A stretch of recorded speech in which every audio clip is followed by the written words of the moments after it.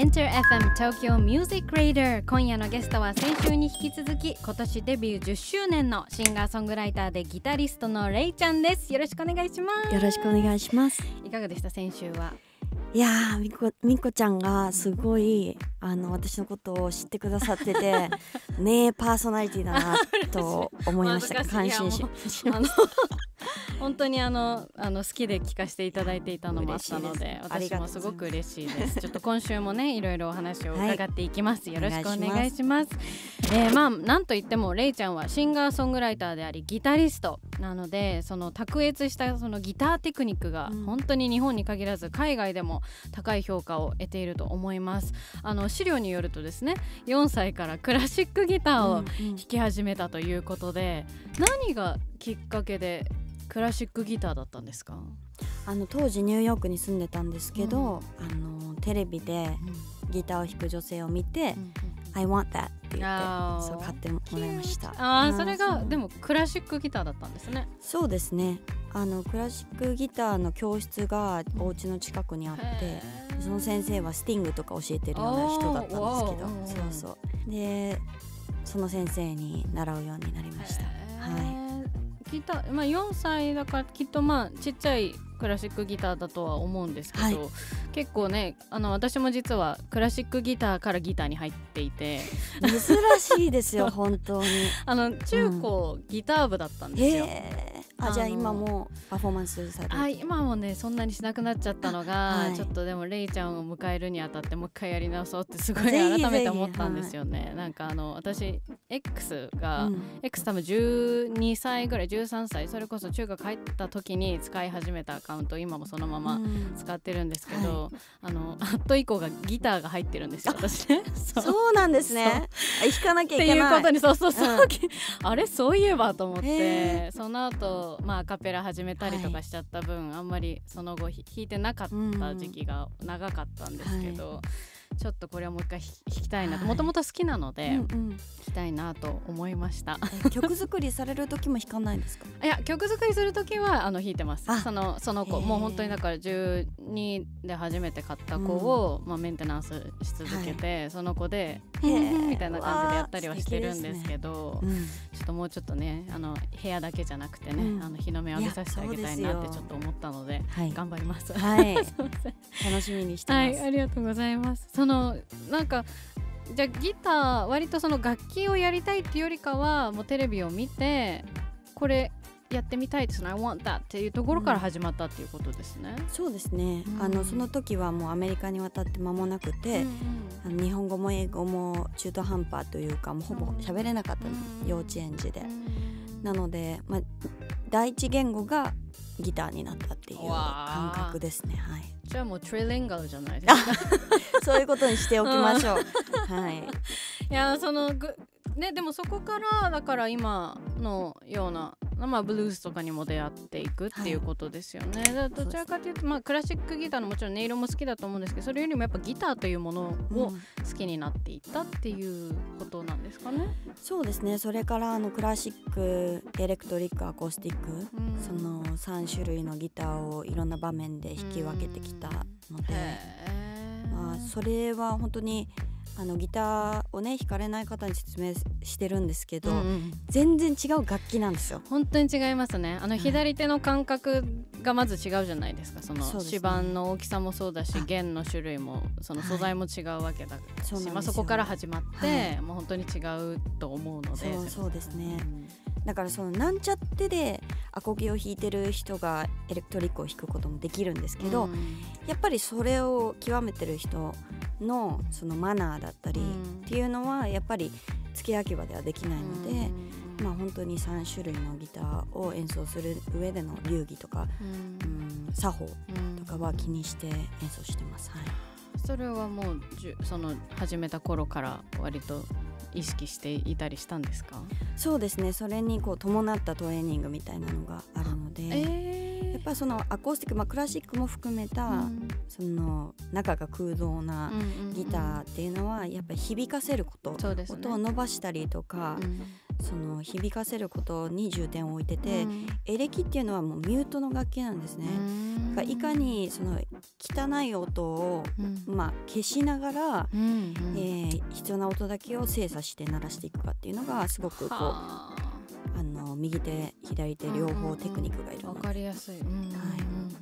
その違いが大きくあります。じゃあ本当にギターと一言では言えない感じですね。そうなるとね、なんかそうですね、やっぱりこうサブジャンルというか、それぞれに流儀があるんですけど、でも本当にいろいろ弾いてて専門的なことを言うとそういう違いはありますが、やっぱ自分がそのギターアンバサダーとして、弾いてみたいなって思わせる、存在になりたいなっていうのは今でも思ってますね。いやでもそれでね、ご存知の方も多いように2023年6月に、世界的楽器メーカーのフェンダーと、アーティストパートナーシップを組まれました。いかがでした？率直な感想としては。いやもう感動的ですね。ずっとやっぱりその楽器メーカーエンドーされたいって一つの夢としてありましたし、でそれもまたそのフェンダーっていうそのギターやベースのメーカーとしてはパイオニアなので、もう世界をリードするブランドなので、本当にフェンダーと契約できるなんて思ってもみなかったですね。レイちゃんモデルもありますよね。そうなんです。レイちゃんモデルもリリースして、かわいい水色、そうです。氷色ってなんだそう氷色氷ファーストアルバムがブルーっていう作品で、それの、パントーンを取ってたんで、その、全く同じ色で、ギターを作りました。いやね、レイちゃん自分のだってずっとギター弾いてきて自分のモデルが出るって、なかなか、いや本当ですよ。すごい嬉しいですよね。嬉しいなんてもんじゃないぐらいきっともう信じられないですね。自分が誰かにインスパイアされて楽器を始めたように、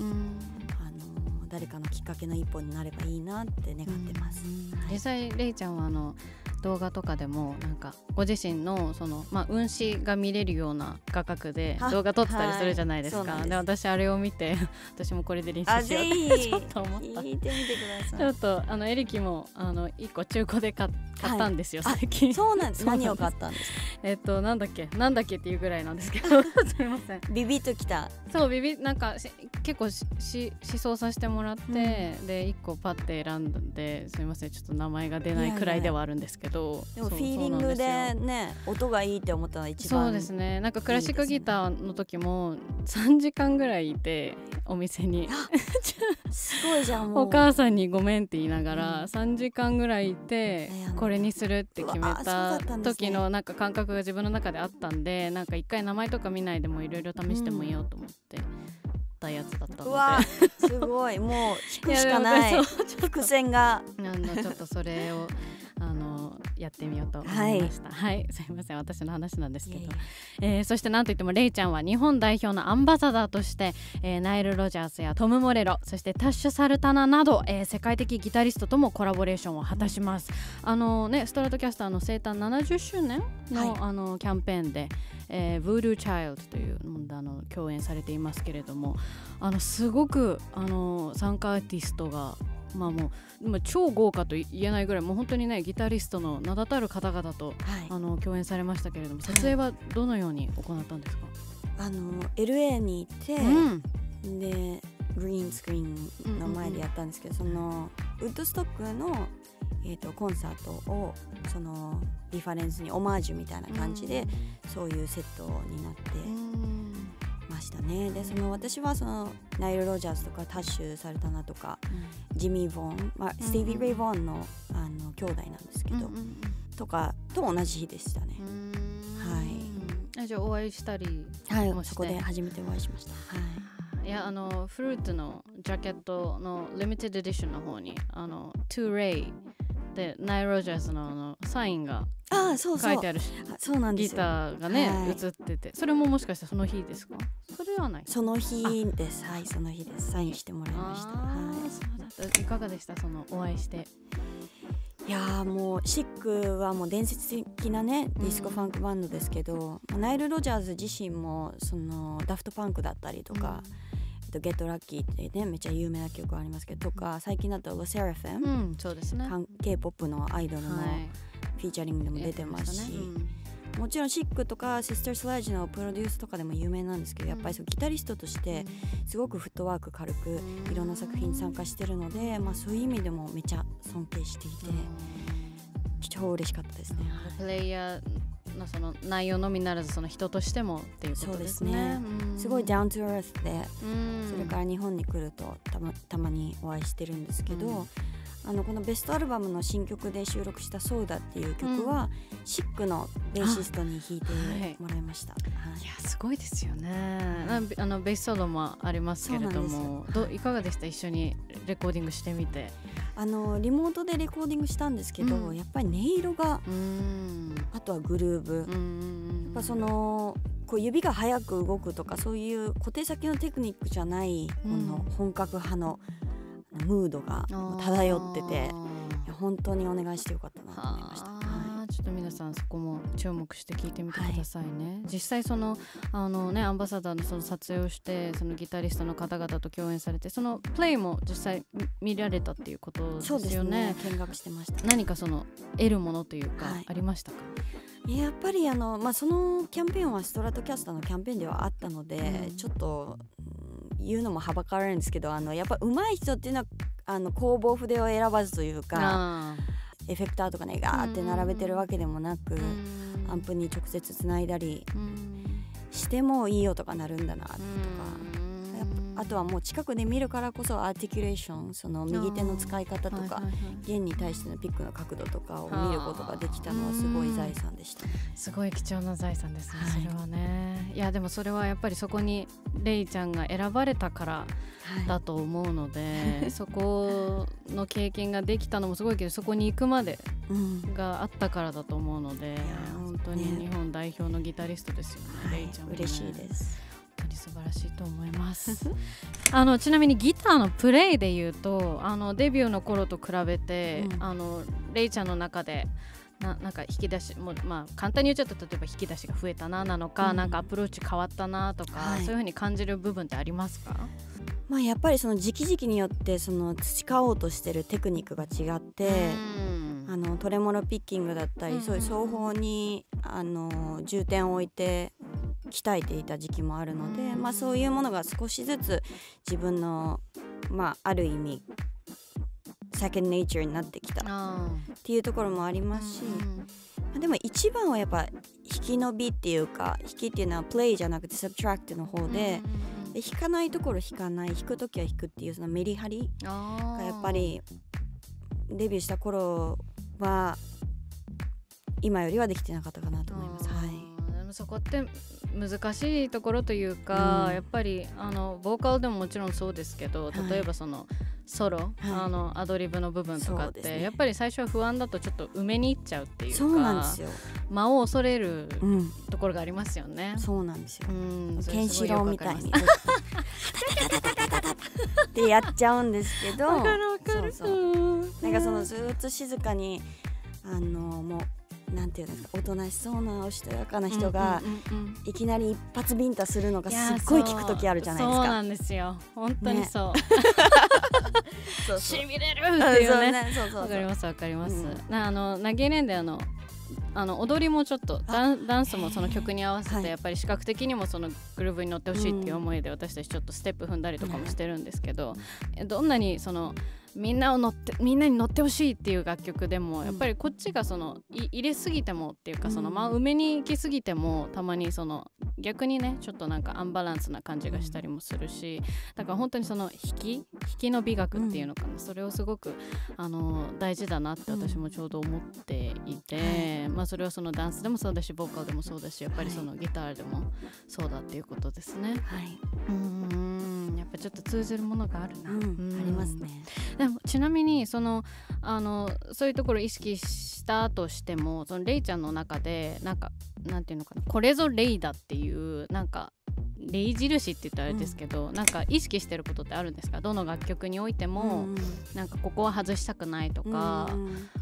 マインドなのか、なんか音なのか、なんかそういうものってあったりしますか？やっぱりこう根底にあるブルーズは大切にしてます。いろんな曲調をやってきて、これはねブルースじゃないじゃんってたくさん言われてきたんですよ。で私もすごくそのオピニオンに賛成するところあって、耳心地的には全くブルースじゃないものいっぱい出してきたんですけど、自分は精神的にはいつもブルースだと思っていて、それはそのブルースっていう音楽の時代背景的にはそうやってね黒人差別とかがまだその顕著だったそういう時代にワークソングとしてこう働いてる人たちの曲だったわけですよね。そういうだるいとかムカつくとか不安だとか悲しいとかそういう、ネガティブなエモーションの総称としてブルースをその一日の終わりにギターで弾き語る音楽に昇華するっていう。なので、私もその耳心地的にはブルースじゃないものもたくさん出してるんですけど、やっぱそういうネガティブなエモーションを音楽に昇華していく。で聴いてる人にもその私の音楽を聴くことによって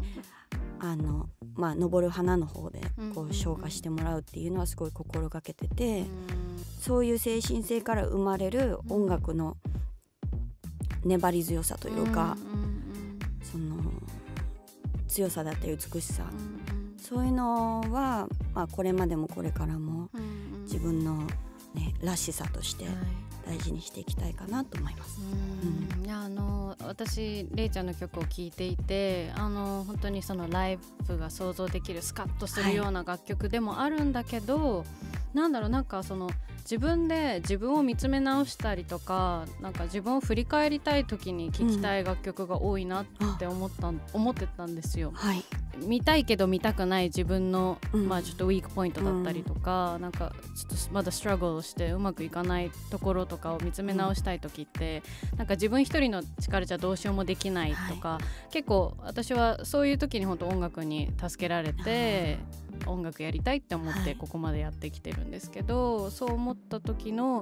レイちゃんの曲にはそういう力があるなっていうふうに今思ってたので、レイちゃんご本人の口からそういうマインドだったっていうのを聞いて、なんか納得っていうか、なんかまさにって思いましたね。なんか人のねその発言だったり行いとかを見て、その鏡のような感じで自分を見つめるってあるじゃないですか。対象を見て自分を顧みるみたいな、確かにそういう部分は意識してるかもしれないですね。ありがとうございます。レイちゃんの今後についてもちょっと伺いたいと思います。フェンダーとのパートナーシップも話題で世界的な注目を集める存在となったレイちゃんですが、今年デビュー10周年を迎え、先週ベストアルバムフルーツもリリースされました。おめでとうございます。ミュージシャンとしての今後の野望や目標などはズバリありますでしょうか？グラミー賞ナイス。でもやっぱブルース部門で撮りたいので、なんかブルース本当に耳心地も含めたブルースアルバムみたいな1枚作りたいなっていうのは思いますし、あとは城を建てたいとかそういうのはありますけどSo cute ね、城はどこに建てたいんですか？イギリスか、いいですね。フランスの港町とかがいいですかね。フランスはニースがおすすめです。行ったことあるんですか？そうなんですか。南仏、いいですね。すごく綺麗なところですね。いやいいな、確かにね。そっか、フランスにも住まわれてたんですもんね。少しの間ですけどね。そうですね。いいな、城を建てるいつか見るかな、ネットニュースでね、城を建てるね、いいかもね、いいかもしれない。応援しております。ありがとうございます。城も建てるもそうですけど、海外せっかくね、エングリッシュも、もちろんその自分のライブラリーに入っている状態で、今後その海外の活動っていうのも視野に入れてたりしますか？そうですね。今はその世界進出みたいな気張らなくても、割とそのインターナショナルの活動がこう、自分のねそのドメスティックな活動の地続きで皆さんやってらっしゃるじゃないですか。だから私もなんかそんなこだわらずにというか、もちろんその東大元明るしで日本の方にはもちろん応援してもらいたいし、でもそれはその海外のリスナーにも、英語で歌ってるっていうのも含めて、そうですね。なんかよりコ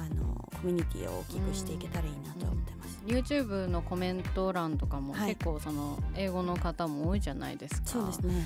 だしその何よりもその楽曲がね、今回のアルバムもなんならタイトルほぼ英語ですよね。そうですね。牛以外他にもちょっとありますけれども、そう英語が多いし、そのフックの部分とかもやっぱり英語が多くて、そういう意味では本当にその気張らなくてもというか、もうその English と Japanese が both でも Ray っていう感じだと思うから、今後もその自分のフィールドの中でどんどん出していったものが世に出ていくのかな、海外になっていくのかなと思いますね。ありがとうございます。これ一つちょっと気になってたんですけど、私、シンガーソングライターとしてのレイと、そのギタリストとしてのレイってなんかその線引きってあったりするんですか？それは特にないですね。全部同居してる感じ。私すごいテキサスブルーズっていうブルーズのサブジャンルになんか影響を受けていて、そこに属する人の代表でいうとジョニー・ウィンターとか、スティービー・レイ・ボーンになるんですけど、テキサスブルーズの人って歌とギターがすごいシームレスですごくこう平等な存在感があるんですよ。私もある意味その歌もギターも同じ存在感というか、歌の延長にギターがあってギターの延長に歌があるみたいなのが理想なので、そこはそんなに分けてないですね。いや、声のね、その声の種類って言いますか、私先週もレイちゃんの声が大好きっていう話をさせていただいたんですけれどもそのギターのようなその鳴きというか、その本当にギターらしい歌声、で同じように泣いているなっていう楽曲もあれば、割とその言葉を大事にその乗せているなって思う楽曲もあったので、なんか結構意識してたりする時もあるのかなと思ったんですけど、でも同じようにというか、そういうふうに考えていらっしゃるっていうことですね。そうですね。その同じお家に住んでたら似てくるみたいな感じだと思います。多分ギターに私が寄ってきてるのかな、似てきたのかな。かわいい。そういうことですね。ありがとうございます。じゃあちょっともう早いもので終わりに近づいてきたんですけれども、最後に、レイちゃんは今後どのような音楽を表現していきたいですか？ちょっとズバリ大きな質問をしちゃいましたけど。一人ぼっちの人に寄り添える、その人がこう安心したりとか、明日を楽しみにできるような音楽を作っていきたいなって思います。やっぱりこうすごく小さい頃から良くも悪くも特別扱いされて、自分の理解者がいないなっていう孤独感を感じてきたんですけど、きっとそういう方はたくさん世界の中にいて、そういう人の気持ちは本当の意味では分かってあげられないけれども、やっぱりそういう世界からの分離だったり疎外感っていうことに関しては自分はすごく思い入れがあるので、そこに対してやっぱりできることはやっていきたいなって思いますね。そういう気持ちがきっとそのアーティストレイとしてのその原動力にもなっているんでしょうね。いやもう間違いなくそうです。スーパースターになりたいっていうのもあるんだけど、やっぱりそれよりみんなっていうかあなたっていうか、やっぱり一人の人を救いたいという気持ちの方が強いですね。それがだからやっぱり私もその一人ですけど、聞いていてなんかその一人じゃないっていうか、自分に寄り添ってもらえてるっていうふうに思える歌だったりギターの音色だったりするんだなと思いました。ありがとうございます。ありがとうございます。たくさんお話を聞いてきましたが、お時間がとうとう来てしまいました。レイちゃんいかがでしたか、ラジオ？いやもうこんな風に深く私のことに興味持っていただいてっていうインタビュー、もう覚えてないぐらいこんな深く聞いていただけてもうすごく光栄でした。ありがとうございます。よかったです。ありがとうございます。私も今日すごく楽しみにしていましたので嬉しかったです。ありがとうございました。最後に何かお知らせがあればお願いします。今回の、ベストアルバムを引っ提げたツアーが、開催決定しました。実は2本あるんですけれども、わあすごい。はい、マホガニーガールツアーっていう、マホガニーでギターの材、木材の名前なんですが、マホガニーガールツアーという弾き語りツアー、そういいですね、はい、ギター1本で、まあ1本ではいかないかな、でもいっぱい持っていきますけれども、はい、弾き語りツアーが全国6カ所であります。でその後にですね、バンドツアー、今回のベストアルバムを引っ提げた、もうオールタイムベスト的なツアーをバンドで回ります。こちらは7カ所全国回りますので、はい、今日ちょっと直接会ってみたいなって思ってくださった方はツアーに遊びに来てください。よろしくお願いします。 Very cool, the very charming なレイちゃんなので皆さんぜひ行ってみてください、お願いします。あとなんといってもね、そのベストアルバムフルートが今リリース中ですから、皆さんぜひ聴いてみてください。よろしくお願いします。ゲストはシンガーソングライターでギタリストのレイちゃんでした。ありがとうございました。ニコちゃんありがとう。